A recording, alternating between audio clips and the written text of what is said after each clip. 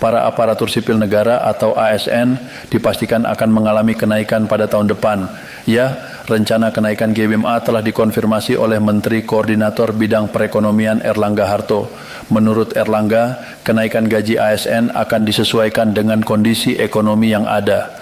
Pemerintah berfokus pada efektivitas dan efisiensi birokrasi serta adaptasi pola kerja baru dengan memanfaatkan teknologi informasi dan komunikasi untuk meningkatkan produktivitas. Tak hanya itu, dalam kerangka ekonomi makro dan pokok-pokok kebijakan fiskal 2025, pemerintah juga menegaskan komitmennya untuk meningkatkan kualitas belanja pegawai.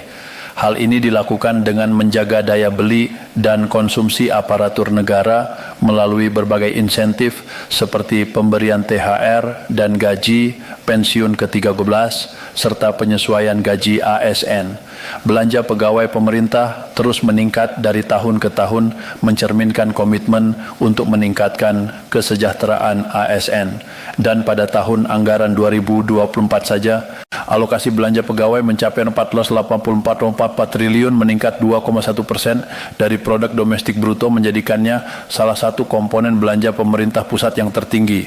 Dokumen KMPPKF juga menyoroti peningkatan signifikan dalam belanja honorarium lembur dan tunjangan khusus sejalan dengan upaya reformasi birokrasi yang terus dilakukan oleh pemerintah. Sebagaimana disampaikan Bapak Presiden dalam pidato di hadapan DPR dan DPD beberapa hari lalu pada tanggal 16 Agustus, disampaikan bahwa ada kenaikan gaji pokok dan juga EE pensiunan pokok untuk ASN, TNI, Polri, dan pensiunan.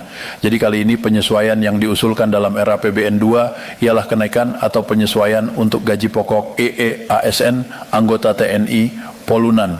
Nah, untuk tunjangan kita sendiri agak berbeda mekanismenya. Tunjangan kinerja mekanismenya berdasarkan EE asesmen atau penilaian, pencapaian, indikator, kriteria, dan lain-lain itu dilakukan secara terpisah meskipun juga dianggarkan. Nah, untuk tahun 2 nanti mekanismenya EE setelah ini akan dibahas RUU APBN. Lalu nanti akan disepakati apakah usulan pemerintah diterima ataukah ada penyesuaian telah diundangkan nanti akan dilaksanakan. Tentu akan diterbitkan peraturan pemerintah sebagai pelaksanaan dari Undang-Undang APBN dan menjadi dasar pembayaran atau penyesuaian gaji pokok ASN, TNI, Polri, dan pensiunan yang akan dimulai per 1 Januari. Kira-kira seperti itu gambarannya Mbak Ivan. Oke, baik Pak Pras. Kemudian dari ASN sendiri begitu Pak, jika dirinci begitu. Siapa saja dari ASN yang akan menerima kenaikan gaji ini dan apakah memang ada syarat-syarat tersendiri Bapak atau memang berlaku untuk semuanya langsung begitu Pak Pras?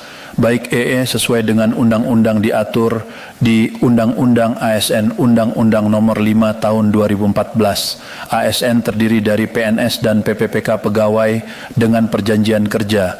Jadi sudah semestinya rencana kenaikan ini juga akan mencakup PNS dan PPPK selain anggota TNI dan anggota Polri dan pensiunan. Itu yang akan dicakup. Ini adalah kriteria umum dan tidak ada kriteria khusus karena yang khusus akan diatur oleh EE mekanisme tunjangan kinerja. Jadi nanti ini akan berlaku umum untuk pegawai di pusat maupun di daerah dan berlaku serentak dengan alokasi yang telah ditentukan. Oke, baik. Artinya memang berlaku juga begitu ya Pak untuk pegawai pemerintah dengan perjanjian kerja atau PPPK begitu ya. Nah, kemudian di satu sisi tadi Anda juga sempat menyebutkan begitu bahwa untuk kenaikan tunjangan kinerja ini juga akan berlaku mekanisme tersendiri begitu Pak. Tapi apakah memang waktunya akan bersamaan atau nanti akan dijeda terlebih dahulu Pak Pras?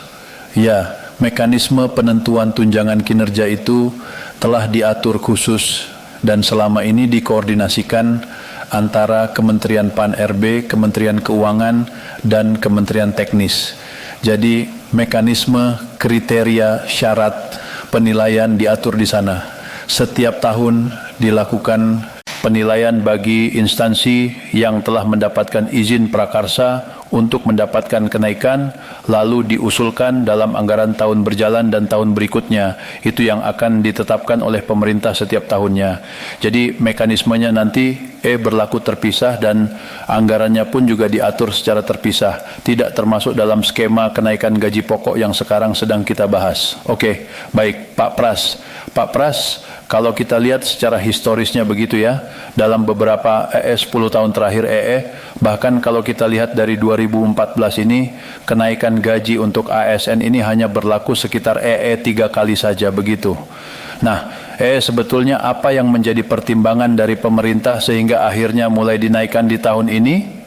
Apakah memang dari sisi anggaran negara sendiri juga sudah mulai lega begitu Pak, setelah pandemi COVID-19 berakhir Pak Pras? Baik, yang pertama, pemerintah sejak berapa tahun lalu telah menggeser kriteria atau standar penilaian menuju ke performance base, maka yang diatur adalah tunjangan kinerja. Ini supaya lebih adil seiring dengan beban kerja dan performance yang dicapai pekul instansi maupun oleh individu. Maka skema tunjangan kinerja terus disempurnakan supaya jangkauannya juga semakin luas, cakupannya semakin besar dan memberikan rasa keadilan, termasuk bagi publik yang menikmati layanan dari pemerintah. Yang kedua, tentu kita juga melihat pentingnya birokrasi dalam tata pemerintahan kita. Untuk itu, birokrasi yang profesional, yang efisien, yang capable, yang berintegritas, itu niscaya dalam penyelenggaraan pemerintahan.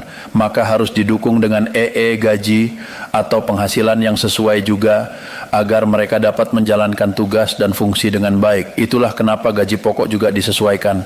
Penyesuaian tidak dilakukan tiap tahun, tapi secara berkala karena menyesuaikan dengan indeks biaya hidup yang juga naik. Tadi Mbak Ia sampaikan betul sekali, seiring dengan pandemi ekonomi sudah pulih dan berkeliat kembali, kita dapat memberikan apresiasi lebih baik kepada para ASN, anggota TNI, dan juga anggota Polri serta pensiunan. Harapannya ini menjadi insentif, menjadi pendorong, penambah semangat agar mereka bisa berkinerja lebih baik, termasuk juga mendeliver layanan publik yang baik, sehingga masyarakat pada gilirannya juga akan diuntungkan oleh kebijakan ini. Terkait usulan kenaikan gaji aparatur sipil negara, termasuk pegawai negeri sipil PNS untuk tahun 2026. Dirjen Anggaran Kemenke, Luki Alfirman mengatakan pihaknya baru menerima surat resmi dari Kementerian Pendayagunaan Aparatur Negara dan Reformasi Birokrasi Republik Indonesia, PAN-RB, dan saat ini masih melakukan kajian menyeluruh. Ia menegaskan penentuan kenaikan gaji ASN bukanlah keputusan sederhana. Banyak faktor yang harus dihitung secara komprehensif karena kebijakan remunerasi selalu terkait erat dengan agenda reformasi birokrasi. Loki menambahkan, kinerja dan produktivitas ASN juga menjadi pertimbangan bagi Kemenq sembari terus berkoordinasi dengan Kementerian PAN-RB. Sebagai catatan, rencana kenaikan gaji bagi para ASN termasuk Polri dan TNI juga sempat muncul lewat Peraturan Presiden Nomor 79 Tahun 2025 tentang Pemutakhiran Rencana Kerja Pemerintah atau RKP 2025.